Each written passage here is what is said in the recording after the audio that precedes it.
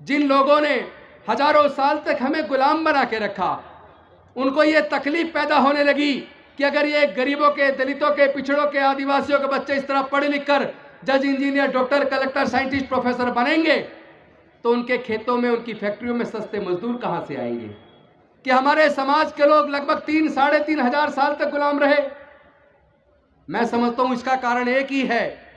इसका कारण वो धर्मशास्त्र है, वो सामाजिक व्यवस्था है जिसने हमें हजारों जातियों में बांटा, जिसने हमें वर्ण में बांटा, जिसने हमें पढ़ने लिखने से वंचित रखा, जिसने हमें व्यापार करने से वंचित रखा, जिसने हमें संपत्ति से वंचित रखा। मैं देख रहा हूं कई जगह हमारे अपने ही साथी अपने भाषण में कहते हैं कि हम ईंट का जवाब ईंट से, गोली का जवाब गोली से देंगे। ये लड़ाई औजार, हथियार या तलवार की नहीं है, ये लड़ाई विचारधारा की है। वो लोग जो संख्या में केवल 12% हैं,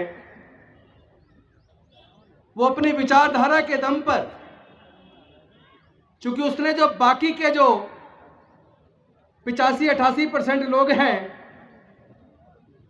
उनके मन को भ्रष्ट करके उनको अपनी विचारधारा से जोड़ लिया है। जब 85 या 88% वाली विचारधारा के लोग 12% की विचारधारा के रास्ते पर चल पड़ेंगे और 85% में से केवल 12-15% लोग अपने बुजुर्गों की सांस्कृतिक विरासत में, अपने बुजुर्गों की विचारधारा पे चलेंगे, तो 12 वाले तो हो गए 85 और 85 वाले रह गए 15 या 12। यही कारण है कि 85% पर 15% राज कर रहा है।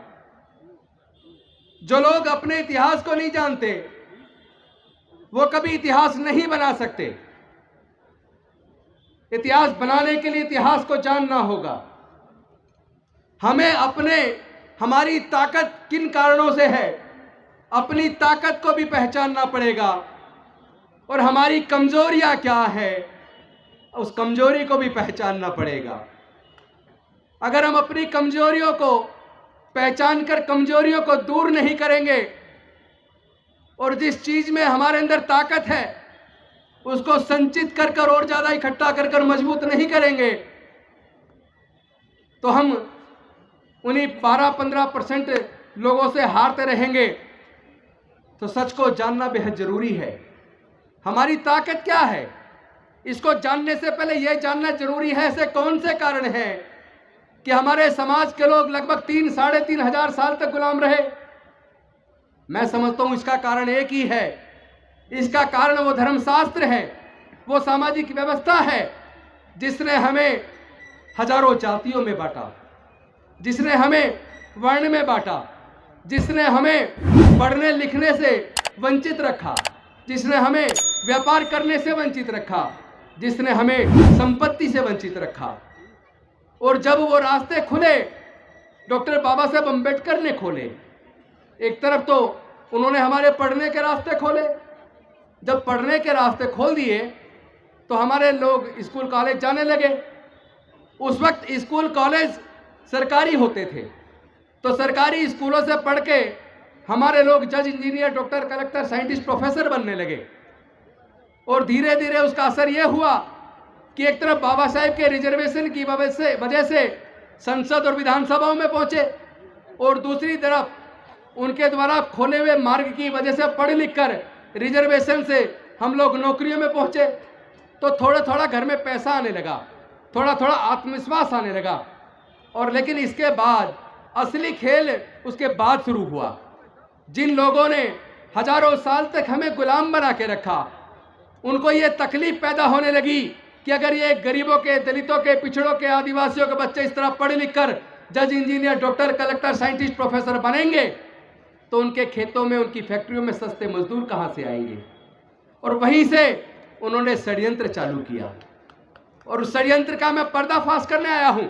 क्योंकि मैंने इस बात का सर्वे किया है कि जो सुप्रीम कोर्ट, हाई कोर्ट के अंदर जो जज हैं वो सरकारी स्कूल से पढ़े हैं या प्राइवेट से पढ़े हैं।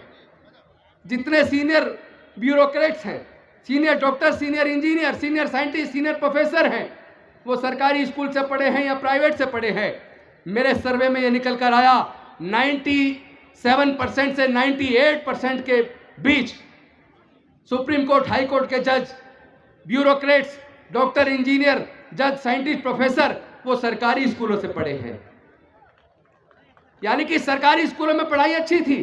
फिर ऐसा कौन सा कारण है, लगभग 40 साल पहले एक षड्यंत्र रचा गया कि अगर इसी तरह दलितों, पिछड़ों, आदिवासियों और गरीबों के बच्चे पढ़ लिख कर अगर ये जज, इंजीनियर, डॉक्टर, कलेक्टर बनते रहे तो उनको सस्ते मजदूर कहां से मिलेंगे, और जो पढ़ जाएगा वो जग जाएगा, जो जग जाएगा वो सवाल पैदा करेगा, और जो सवाल पैदा करेगा उसको बेवकूफ बनाकर उसका वोट नहीं जीत सकते।